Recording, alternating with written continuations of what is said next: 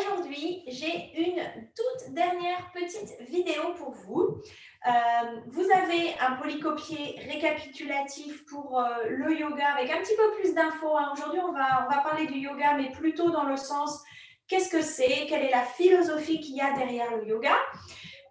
Et pour cette petite vidéo, je vais vous montrer des choses toutes simples que vous pouvez faire chez vous pendant l'été pour justement continuer votre pratique. C'est hyper important de continuer sa pratique, même de faire un petit peu tous les jours, mais de continuer à bouger le corps, de continuer finalement à se mobiliser, à s'étirer et à respirer surtout.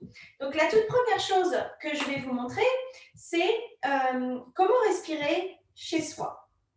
Et c'est tout simple en fait. Finalement, vous prenez un moment sur votre chaise, les mains sur les cuisses, les pieds un petit peu séparés, et vous travaillez la respiration comme on a fait dans la nez. On inspire profondément par le nez, et à l'expiration, on laisse le corps complètement se relâcher, et ça va suffire à expirer l'air. Et je vous invite à faire ça quelques minutes chaque jour. Vous n'avez vraiment pas besoin de 50 choses, 52 heures.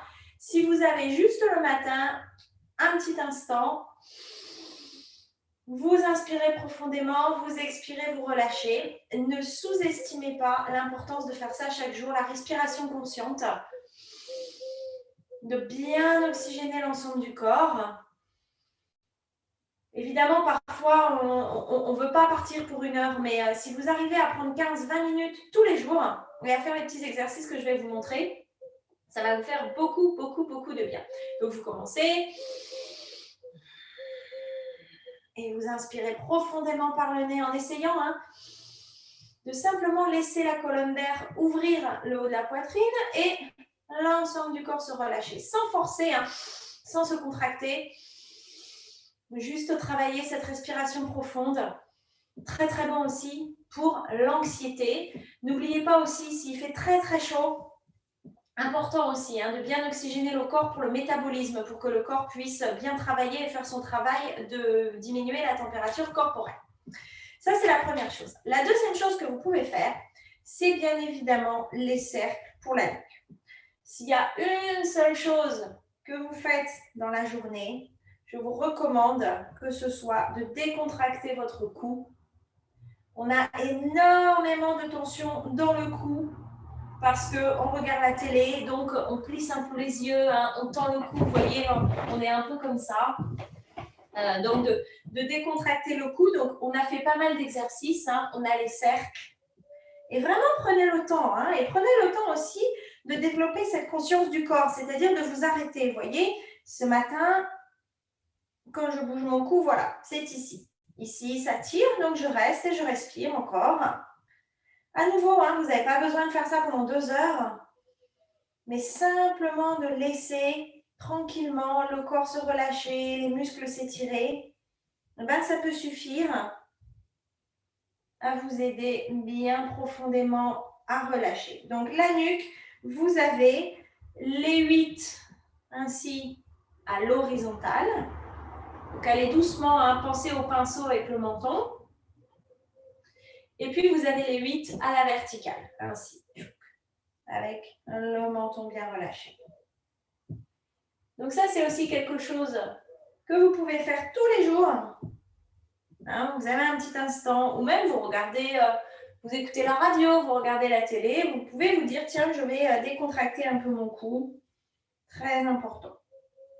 La dernière chose, bien sûr, pour le cou, on l'a fait plusieurs fois, vous laissez tomber l'oreille vers l'épaule et vous décontractez. Vous faites un petit peu des nons de la tête pour aller chercher. Vous voyez, moi ici, c'est bien là.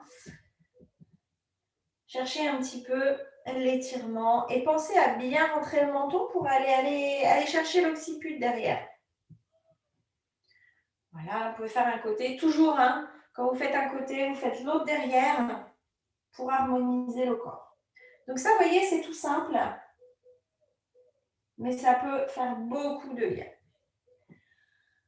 Ensuite, vous pouvez étirer vos mains. Donc, secouer les mains, ça, c'est toujours un grand classique, mais ça fait du bien quand on a des tensions.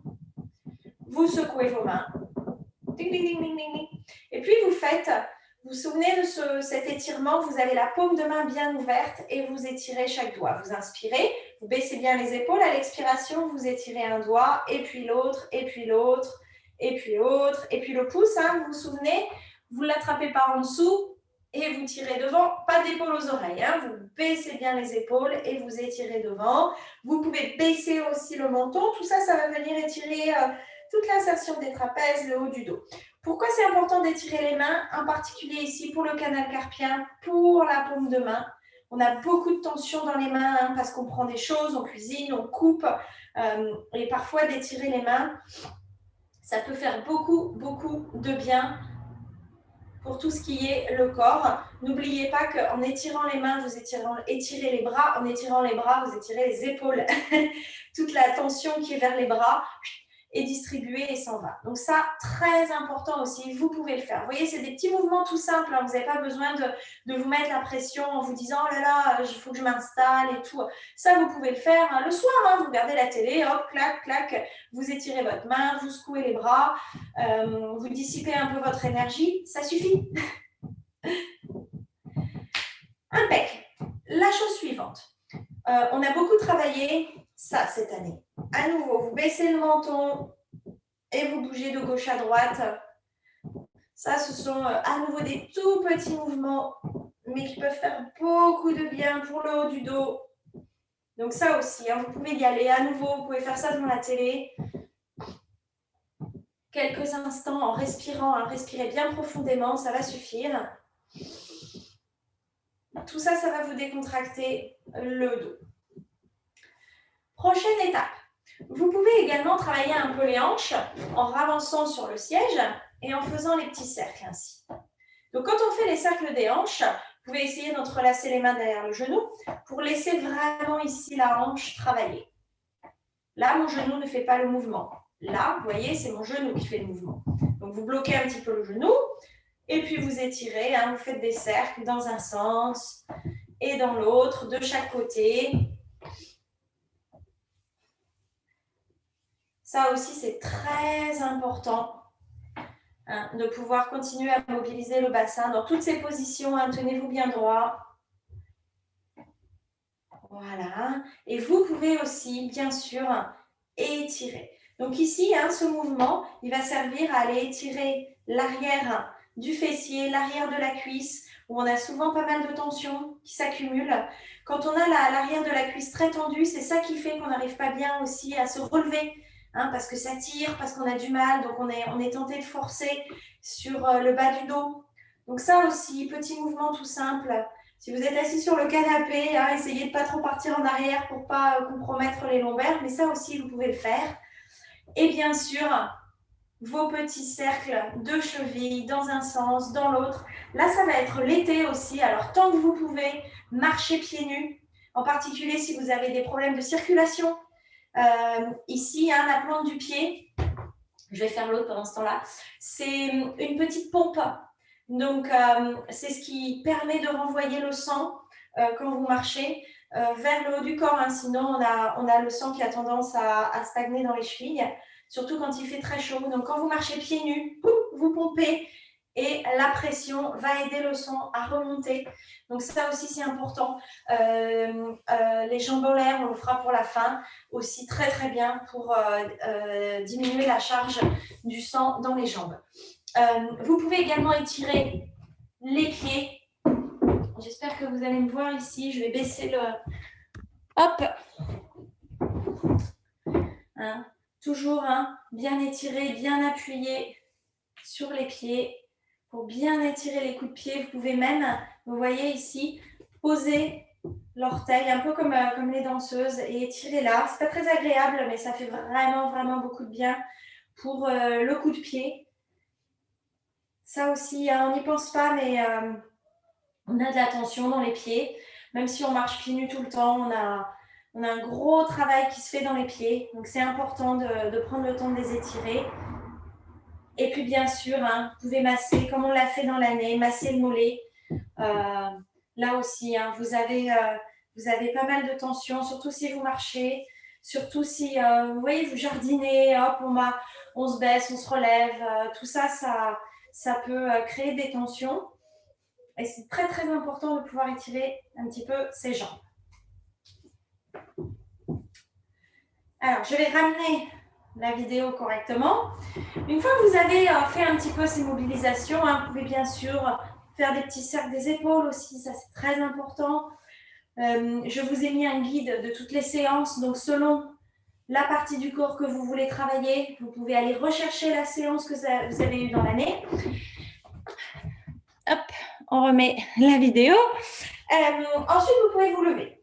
Et une chose que vous pouvez faire également tous les jours, c'est s'étirer ici. Donc, vous voyez ici, mon dos est parallèle. Je n'ai pas mes genoux hyper tendus. Là, mes genoux sont hyper tendus. Vous voyez, ça fait un creux là. Je les ai un petit peu pliés. Et là, j'étire mon dos. Et dans cette pose, je pousse un peu avec les mains et j'envoie les fesses vers l'arrière. Vous voyez, j'envoie mes fesses vers l'arrière. Du coup, mon t-shirt se dégage. Les mains soit dessus si vous aimez pousser sur les paumes de main, soit de chaque côté. Et ici, c'est vraiment le mouvement où je garde la nuque libre et j'étire. Donc, en fait, j'étire avec le dos. Peut-être que vous n'allez pas sentir grand-chose, mais l'important, c'est de faire le mouvement. Si vous faites ça 8 minutes chaque jour, vous allez voir la différence. Vous engagez un peu les abdos, vous imaginez que vous avez le bloc entre les cuisses et vous étirez le dos. Si vous avez des problèmes de lombaire, ça va être très très bon pour vous, puisqu'ici on soustrait le poids de la tête, du haut du corps sur les lombaires justement, et on leur propose de s'étirer, donc d'ouvrir ici le sacrum, vous devez sentir un petit peu les os avec l'insertion des hanches, et donc de faire de la place. Souvent on a des problèmes de compression, donc ici on fait de la place. Donc là vous pouvez le faire, mais alors autant de fois, autant de temps que vous voulez, et vous respirez. Très important. Vous pouvez aussi jouer, comme je fais là, à avancer un peu le buste, vous pliez les coudes, et à étirer. Vous avancez, vous étirez. Et puis pour ressortir de là, vous marchez, vous vous ramenez derrière la chaise. Si vous avez des douleurs aux jambes, n'oubliez pas ce qu'on a fait. Vous faites une petite fente, vous allez étirer le mollet derrière. Et puis vous faites l'autre côté, toujours l'autre côté. Les jours où vous êtes en forme, bien sûr, vous pouvez travailler l'équilibre. L'équilibre, c'est un travail du cerveau, autant qu'un travail des muscles. Donc, vous essayez de lever une jambe, vous essayez d'attraper le genou, vous passez à l'autre côté.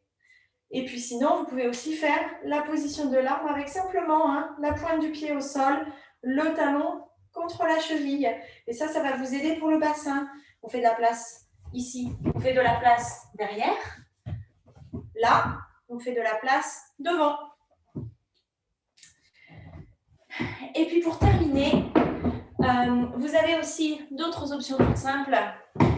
La première, c'est d'essayer de continuer à travailler la hanche ainsi. Donc, soit vous mettez la cheville sur le haut de la cuisse opposée, fléchissez les orteils toujours, et puis vous travaillez là. Évidemment, moi j'ai les hanches, vous voyez, hyper laxes. Vous pouvez commencer avec simplement le mollet au-dessus, et puis avec les mains, vous pressez doucement. Et vous pouvez aussi, je vais me mettre debout, mais vous faites assis, que vous voyez bien. Hop.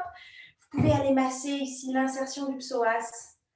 Vous voyez, il est là. Là, il y a l'insertion du quadriceps aussi. Toute cette zone, on a beaucoup de tension. C'est un peu, je le disais ce week-end dans mon séjour de yoga, c'est la poubelle. Toutes les émotions, tout ce qu'on réprime, ça part là-dedans. Donc, c'est une bonne idée d'aller masser. Vous ouvrez, hop, vous vous mettez ainsi. Et puis, vous massez tranquillement. Vous inspirez, vous expirez. Vous essayez de détendre cette zone. Si cette position est trop difficile ou pas accessible pour vous, vous avez toujours l'option d'allonger une jambe et laisser tomber l'autre sur le côté. Je vais vous montrer avec la caméra. Hop, regardez mes pieds. Donc, ma jambe est allongée, mes orteils fléchis et l'autre est aussi au repos. C'est la position de Janu Shirshasana. Que l'on fait traditionnellement en yoga. Et puis, vous pouvez essayer de vous pencher doucement. À nouveau, essayez d'avoir les épaules vers l'arrière et de laisser ça s'ouvrir. Vous pouvez utiliser vos mains comme je fais là pour tractionner un petit peu et laisser les hanches s'ouvrir de chaque côté. Ça aussi, c'est bien. Ça vous permet d'allonger l'arrière de la jambe. Tout ça, c'est des poses importantes pour le bassin. Et puis, vous faites bien évidemment attention quand vous vous relevez, hein, pas d'à-coups. Hop, surtout pas d'à-coups avec le dos. On essaye de prendre le temps, hein, même s'il vous faut une minute pour vous relever, mais utilisez ce qu'on appelle les os longs, donc les jambes et les bras, hein, vous poussez et vous vous relevez ainsi. La toute dernière pose que vous pouvez faire, bien évidemment, c'est de mettre vos jambes contre le mur, Viparita Karani, soit contre le mur, soit contre le sofa, soit contre la chaise, avoir les jambes en l'air, surtout en période estivale où il fait très chaud, c'est important. Donc, c'est à peu près tout ce que je peux vous dire pour vos petites séances. Hein. Si vous faites ça un petit peu tous les jours, vous allez vous entretenir jusqu'à ce qu'on reprenne en septembre. Si vous allez près de l'eau, n'hésitez pas à au moins marcher pour les jambes. Ça fait beaucoup de bien de marcher dans l'eau. S'il ne fait pas trop chaud, marchez tous les jours un petit peu. Le corps est fait pour marcher. Hein. Traditionnellement, on est fait pour marcher, aller cueillir des fruits. Courir après des lapins, des souris, je ne sais pas quelle viande on chasse quand on est homme de Cro-Magnon, mais on est vraiment fait pour ça. On est fait pour être debout, on n'est pas fait pour être assis et marcher. Donc vous faites un petit peu, quand il fait trop chaud, pensez à bien vous reposer. Ça aussi c'est important, on n'y pense pas, mais se reposer, c'est rien faire, c'est très très très très très important pour le corps. Le corps il travaille tout le temps, hein, tout le temps. Donc, des moments de le laisser rien faire, lui, ça lui permet d'intégrer.